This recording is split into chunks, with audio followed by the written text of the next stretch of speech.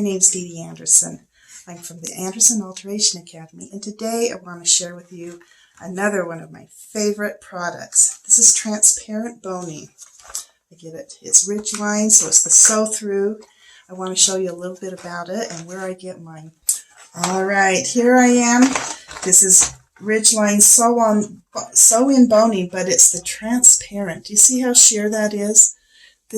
We've got a lot of brides.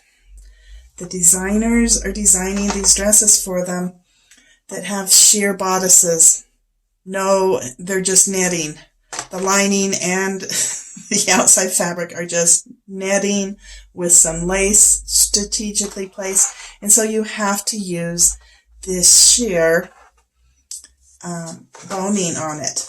One thing and I get this from Bias Bespoke. It's not available many places. I have seen it at WAWAC lately, but I have not seen these. These are the end caps. I think they're silicone, some sort of a very pliable. They stitch, you can sew right through them, and they're secure, but they're an end cap.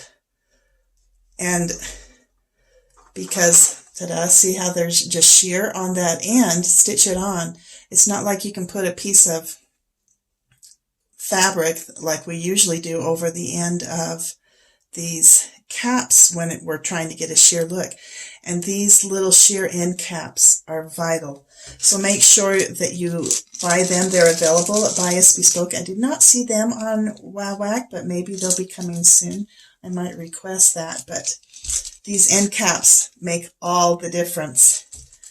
You definitely need an end cap on something that is so sheer and close to their skin, because they're just sewn on netting, because that could really poke them. So this ridgeline is called transparent, and it's a 12 millimeter. That's the size that they have the end caps. I've only seen it in this size, but it's the perfect size. It works great. Don't forget your end caps. I hope that was helpful for you. Bye-bye.